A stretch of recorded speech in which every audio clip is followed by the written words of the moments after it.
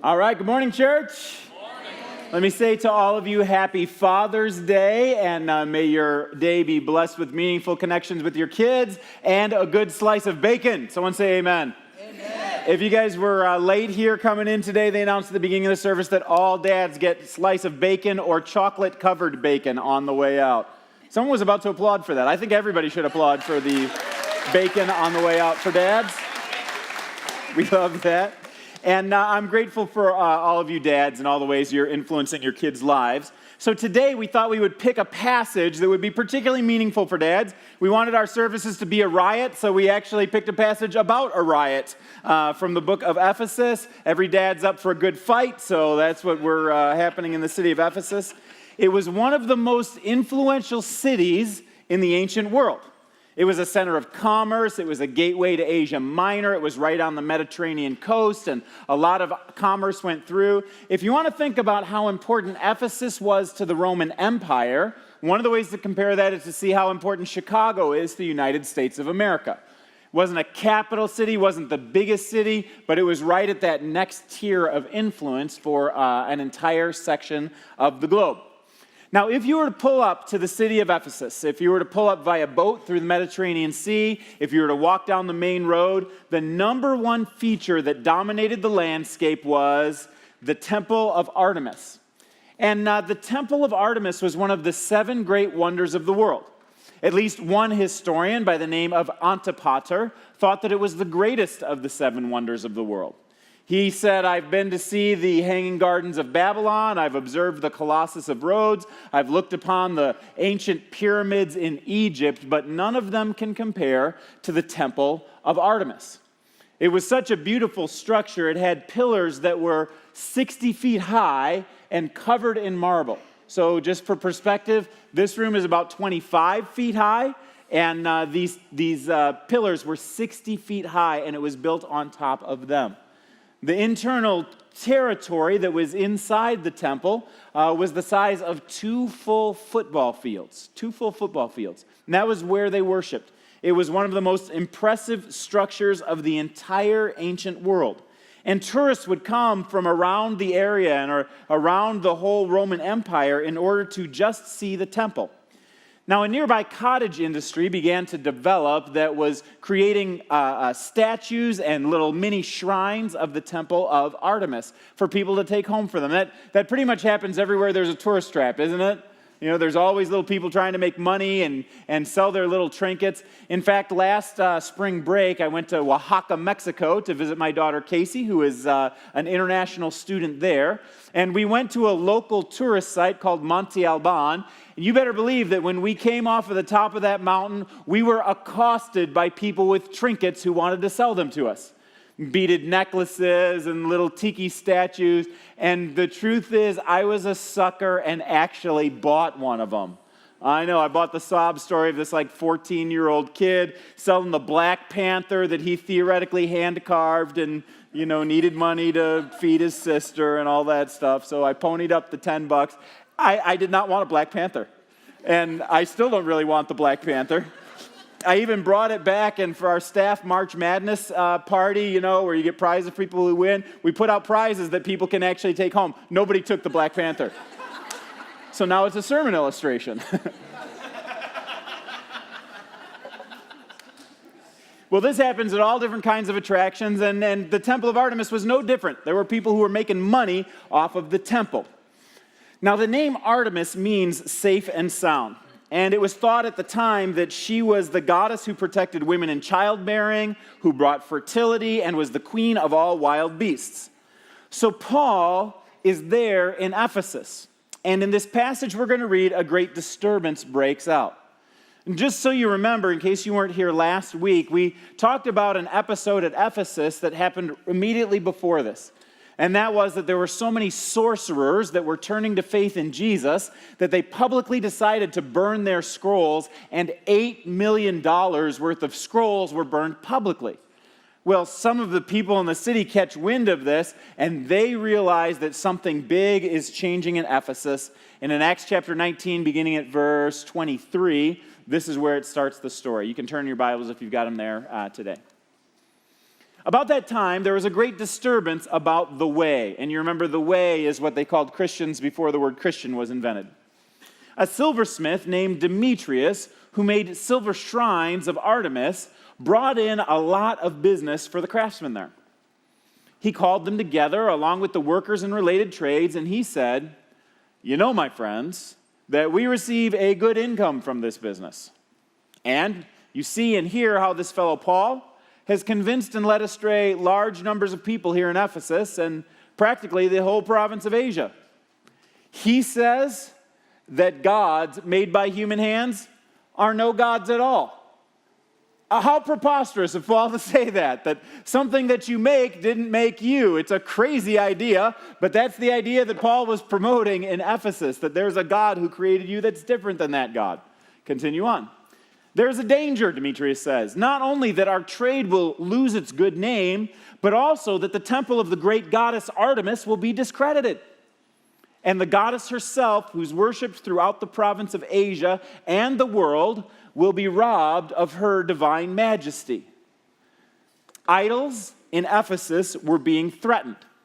Now, the presenting idol in Artemis is Artemis of the Ephesians. But you can note in this story that there's other idols behind the idol. And there's their money. They're saying, hey, we may not be able to get finances for our industry. And beyond the money that's there, there's security, the good name of their trade. Paul has entered into the city of Ephesus, and within 2 years, they are feeling the powerful winds of the gospel. Anybody here happen to feel powerful winds on Friday night? Anybody see that going on? Powerful winds blowing through. This is what my backyard looked like at the end of Friday night, or this is Saturday morning. And that was not that hard to fix. My poor neighbor who put up a trampoline on Friday afternoon. By Friday night, his trampoline was looking like this, upside down. Yeah, poor guy, feel for him. Well, that's what happens when powerful winds blow. Stuff gets knocked down, stuff gets turned over. And when the powerful winds of the gospel blow, idols get knocked down and idols get turned over. And that's what's happening in Paul's particular case. So idols are like that. You know, whenever there's a fear that a new idol comes into town or a new god comes into town, idols will fear what might happen if he takes power. If Paul and Jesus win the spiritual battle, Demetrius loses. And idols are always threatened by a bigger god. You know, we don't have miniature statues in our culture that we bow down and worship. But the truth is that all of us have idols. And as I'm talking about idols this morning, I'm not saying, hey, there are some of us who are in the first class category, we don't have any idols, but those who are in the lower class category, you might still be struggling with idols. The truth is that I think all people who are believers, people who are not believers, have a lifelong struggle with dealing with the idols that have taken root in our lives. And what we need to do is be on a constant quest to break these false gods in pursuit of the one true God. Now, an average Nebraskan might say, if you ask them, hey, what are the common idols in our culture? Average Nebraskan might say money, and that's possible, but I think that money is usually a placeholder for deeper idols. Security, power, impressing others, ability to perform. And idols, like money, aren't always necessarily bad things. In fact, idols are usually good things that get elevated too high to a place that's equal or above the place of God.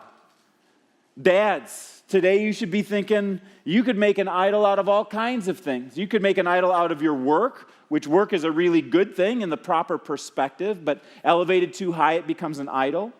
You can make an idol out of your wife, out of your kids, out of your country and the American flag. You can make an idol out of your political ideology, out of success, even out of ministry. You see, statues are easy to identify, but idols are difficult to identify. And if they keep on living secretly in your life, idols will ruin your life. This is a big problem. When you worship idols, they do not treat you well in return. You ever thought about that? When you worship idols, they do not treat you well in return. Here's a story that Tim Keller tells of a woman named Anna. She got married later on in life, and contrary to what the doctors thought, she was able to conceive late in life and bore 2 beautiful children. She wanted to give those children the perfect life. It was her dream forever. But this desire actually made it impossible for her to enjoy them. Her overprotectiveness, her fears, her desire to control every detail of their lives made the family miserable, and the children grew up with significant emotional health issues, including depression and anger. The very thing that she worshiped, she ruined, and it ruined her life as well. At the other end of the spectrum, we don't, in our culture today, sacrifice children on idols to foreign gods, but you wonder how many children have been sacrificed on the idol of workaholism. Many people whose idol is sex have paid a steep price to that idol in terms of time and money on the internet, relationships ruined, and their bodies ruined as well. Even the idol of popularity can wreck you. In the late 1980s, Cindy Heimel wrote, "The minute a person becomes a celebrity, in that same minute, he or she becomes a monster." And persuasively, she began to list the names of people who became celebrities and became monsters. We won't go through those names today, but you can imagine the people you know who have become celebrity monsters. So you have to ask yourself the question, what is your idol? Your idol is linked to your heart's deepest desire. And Romans chapter 1 teaches us that one of the worst things that God can do to somebody is to give them over to their desires of their heart. Because the idols that live inside of us, if you're given over to the desires of your heart, they become idols, and those idols will in turn ruin your life. So how do you identify an idol in your life? What are 3 indicators that something might be an idol beneath the surface? Well, one of those indicators is where money flows. Where money flows is a likely place to find an idol. Jesus said, "Where your treasure is, there your heart will go also, and your money flows effortlessly to that which you deeply love." A key mark of an idol in your life is that you spend too much money on it. So what is it for you? Is it clothing? Is it the kids? Is it status symbols like cars or houses? There's a deep connection between what you spend and what you value. So your bank account tells a story about your idolatry. What story would your bank account say? Second way to identify an idol is where emotion exceeds logic. Where emotion exceeds logic. Do you find yourself overreacting to situations that your emotions are a bigger deal than the situation calls for? If a fisherman wants to be able to find where the fish are, they can do so by looking where the water on the surface is roiling. Beneath there, they're sure to find fish. If you want to find out where your idols are, find out where the emotion on the surface is roiling, and beneath there, you will find your idols. If you're angry about something, ask yourself the question, is there something here that I must have at all costs, even if it hurts my family and the people that I love? Do the same thing with fear or despair or guilt. Ask, why am I so scared? What am I afraid of losing in this situation? If you're overworking, ask, is there something that I have to have that drives me towards this behavior?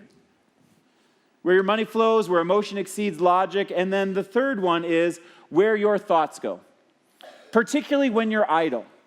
What do you automatically think about last thing before you go to bed at night? When you're in the shower, when you're taking a walk, when you have idle time, where does your mind go towards? Career advancement, home improvement, a particular taboo relationship? And don't get me wrong on this, daydreaming isn't wrong, and if you think about these things from time to time, there's nothing wrong with that. It doesn't mean it's idolatry, but if it's a habit and a source that you go to again and again, if it becomes something that brings you joy or comfort, just fantasizing about it, well, then it may be that those thoughts are an indicator that there's an idol beneath the surface. So your idol might be watching sports. It might be your kids' success in sports. It might be your kids' success in academics or their career. It might be your retirement account. Where does the money flow? Where does emotion exceed logic? And where do your thoughts go? So once you identify the idols, they're immediately under threat. Because the first thing to get rid of an idol is to identify that it's really there. What happens to an idol when it's threatened? Well, let's take a look to what happened in Ephesus when their idols got threatened. When they heard this, that's Demetrius' appeal, they were furious and began shouting, "Great is Artemis of the Ephesians." And soon the whole city was in an uproar. The people seized Gaius and Aristarchus, Paul's traveling companions from Macedonia, and all of them rushed into the theater together. Paul wanted to appear before the crowd, but the disciples wouldn't let him. Even some of the officials of the province, friends of Paul, they sent him a message begging him not to venture into the theater. So there's this big disruption that's happening in the theater in Ephesus. And if you were to go to Ephesus today, you could see exactly what that theater looks like. It looks something like this. It's a huge amphitheater where 25,000 people could sit at the same time. And if the speaker stood right here in the amphitheater, that speaker could speak in a normal voice, and the acoustics are so perfect that everybody in the theater would be able to hear the speaker speaking. So you imagine the reverberation of a place that's acoustically perfect like this, with people all in the room shouting, "Great is Artemis of the Ephesians." Paul wants to go in there and calm them down, but they say, no, Paul, you can't go in. You can't handle that crowd. So Paul decides to stay in the background, and in this moment, we have the assembly, how the assembly reacted. The assembly was in confusion. Some were shouting one thing, some another. Most of the people did not even know why they were there. You know, can you imagine, hey, let's show up at the theater. Oh, this is fun. You know, hey, what are you doing here? I have no idea. What is this about? I don't know. But everyone was shouting. I thought I'd come in and join them. The Jews in the crowd pushed Alexander to the front, and they shouted instructions to him. He motioned for silence in order to make a defense before the people. But when they realized he was a Jew, they all shouted in unison for about 2 hours, "Great is Artemis of the Ephesians." Great is Artemis of the Ephesians. You imagine that for 2 hours long. It'd be at the crosshairs between obnoxious and boring, all at the same time. And yet this is what's happening when their idols get threatened in Ephesus. Well, then at this point, enter into a brand new person that comes into the scene. This is a guy who's like the hero of the story. The only place that he shows up in the Bible, you don't even know his name. He's the city clerk. The city clerk quieted the crowd and said, "Fellow Ephesians, doesn't all the world know that the city of Ephesus is the guardian of the temple of the great Artemis and of her image which fell from heaven? Therefore, since these facts are undeniable, you ought to calm down and not do anything else, or not do anything rash. You've brought these men here, though they've neither robbed temples nor blasphemed our goddess. If then Demetrius and his fellow craftsmen have a grievance against anybody, well, the courts are open, and there are proconsuls. They can press charges. If there's anything further you want to bring up, it must be settled in a legal assembly. As it is, we're in danger of being charged with rioting because of what happened today. In that case, we would not be able to account for this commotion, since there's no reason for it." And after he had said this, he dismissed the assembly. So he uses logic to be able to get to the people. Essentially, he makes two arguments. One thing that oftentimes people may not know is that the Roman government gave a wide swath of freedom to each of its provinces and cities, so long as two things always happened. Number one, they paid their taxes, and number two, no riots broke out. So those who were the city leaders were highly motivated to make sure that riots didn't break out in their city, else the Roman army would come trampling in and it would be bad for everybody. So he says, look, we're on the brink of being charged for rioting, guys. Let's calm down at this point. And the other thing he says is it's undeniable that Artemis is the god of the city. She fell down from heaven. These guys haven't done anything wrong, so if they did, take them to court. But for now, this is not the way to handle things. And it's amazing that God uses a city clerk, a guy who's not a Christian, who obviously embraces the whole Artemis worldview, but God uses him in order to rescue Paul's hide. And he's not the only city official. I don't know if you were paying attention earlier in the passage when Paul was ready to go out and make his defense in front of all of the crowds. It said that some of Paul's friends, who were city officials, sent him messengers begging him not to go out in front of the crowd. It's amazing, not just that Paul had friends who were messengers or who were city officials that were there, but that he had friends who knew his weaknesses. Paul has a lot of strengths, but one of his big weaknesses is that he tends to overestimate his ability to calm down a crowd. That's why he gets beaten and shipwrecked and thrown in jail over and over and over again.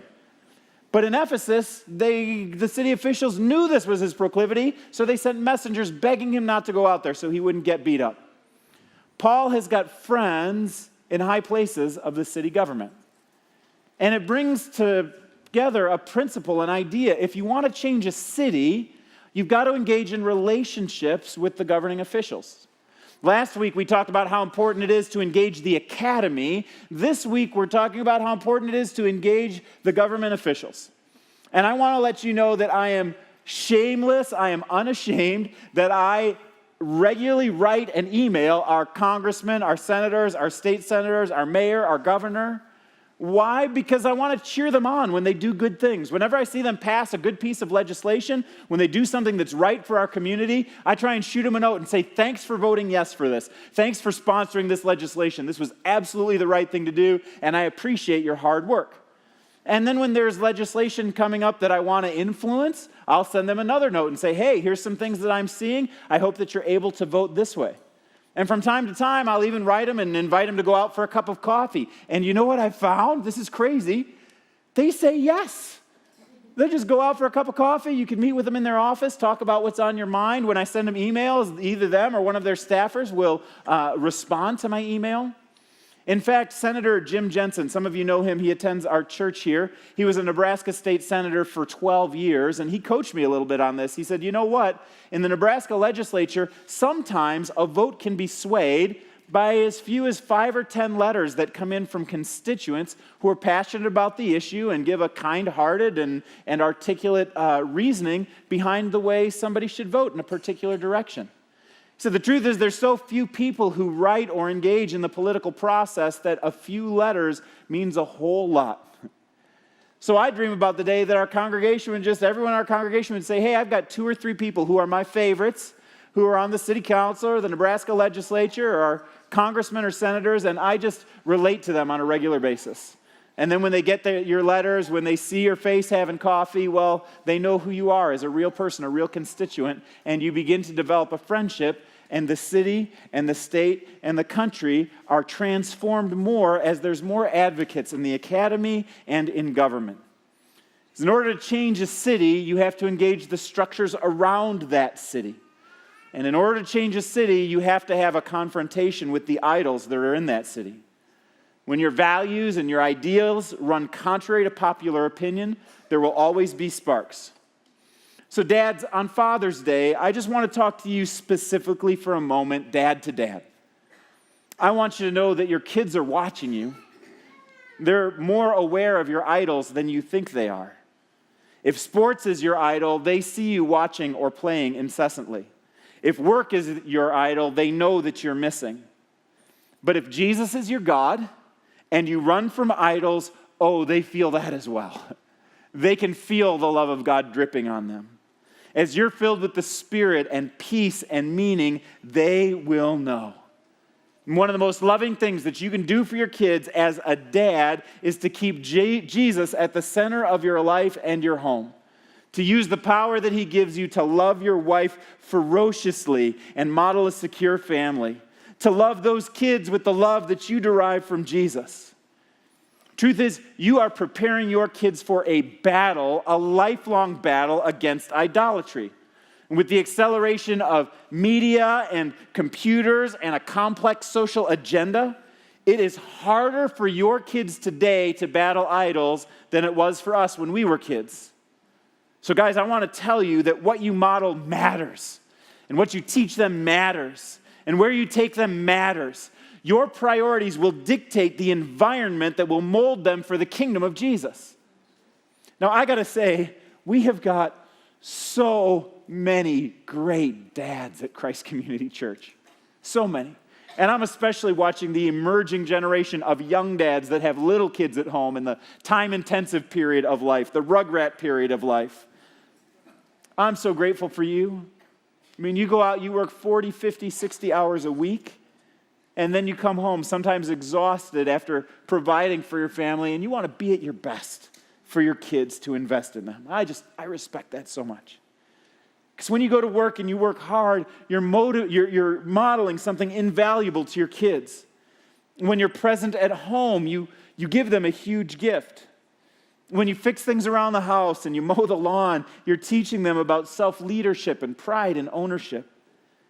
When you choose to love their mom, you're giving them a picture of Jesus. When you speak words of encouragement, you're giving life to their bones and changing their self-perception. You, dads, are the most influential human representation of God the Father to your children. I'm not trying to put on the pressure here. I know it sounds like I'm trying to put the pressure on here. But when you say no to idols, and yes to Jesus, and yes to his righteousness, and yes to his kingdom, you're doing something in the spiritual realm that's very powerful. You're creating a pathway for your kids. You're broadening the wake, the environment that they can grow up in to know and follow Jesus. Dads, what you do is such a big deal, and I am so proud of you. I want you to know that God sees all of those sacrifices that you make in secret, all the stuff that you do that nobody else knows in order to be a great dad and keep Jesus at the center, and that Jesus celebrates you for all that you do. So one more time, let's just give it up for our dads and for the way that they love kids here at Christ Community. I'm grateful for you. I want to close with this concept. If you were to go back to Ephesus today and look for the temple of Artemis, do you know what you would find? You'd find something that looks like this. Yeah, just a single pillar, part of one of the original pillars that was there, and a little bit of a stand that probably used to have a bronze statue on top of it. That's all that's left. And the people who were shouting for 2 hours, "Great is Artemis of the Ephesians," and the city clerk who was saying, "Look, Artemis fell from heaven. She's not going anywhere." Well, they would be surprised to see that this is what the temple of Artemis looks like to this day. Nobody would have suspected that the greatest wonder of the ancient world would grow into demise like this. If you were a betting person, you would bet on Artemis and not Jesus. But what happened was, by the year 100 AD, the city of Ephesus was a center of the Christian faith. By 300 AD, the city had changed so dramatically that there was a statue of Matthew, Mark, Luke, and John on the four corners of the city center. And if you look about not only how things turned out in Ephesus, but in the world today, how many people do you know who worship Artemis? Artemis is nothing, and yet there are billions of people who worship Jesus. I know sometimes people look around our culture today and they say, is the future slipping away from us? Are we headed in the right direction? Are we on the right side? Are we on the right side of history? And today I have good news for you, that you can turn to the end of the book and find out how everything turns out. Most people would not have bet on the peasant carpenter from Nazareth, but if you did, you would have been betting on the champion of champions, the King of kings, the Lord of lords, the one who's coming back on a white horse in order to reclaim every single one of us and bring us back home to the Father. Amen. He's the King of kings and the Lord of lords. He's the matchless one. He's the Son of God who has come in order to bring us back to himself. He is the rightful God who belongs on the top. And when you bet on him and join his team, you're joining the winning team. You have victory not only today, but for all eternity. And for all of us, this is good news. Amen? Amen. All right. Let's stand together and we'll have closing prayer. And I'll let you know after we're done praying, there's no need to pick up the chairs. We can leave them for this week. All right. But you can have bacon. All right. God, thanks so much that we get to gather together in your name and remember that you truly are the matchless one and the King of kings and the Lord of lords. And God, if there's people who are here today who are saying, I don't think I've chosen to be on Jesus' side yet, God, I pray that you would prepare their hearts and draw them in to want to submit their lives to you, the God of the universe, to say no to their idols and say yes to you, and in so doing, slip onto the winning team that's going to win not only in this world, but for all eternity. God, we're so grateful for you. We so need you in our lives. And we pray that you would be glorified in everything we do. We pray for our city, Lord, that you would help us to be like the city of Ephesus, unique in our culture, unique in our background for the volume of people that are reached with the good news of Jesus, who are coming to faith and growing in their faith. God, may your word and your movement and your kingdom spring forth from Omaha, Nebraska. And we pray for this in the mighty and powerful name of Jesus. And all God's people said, Amen. God bless you all.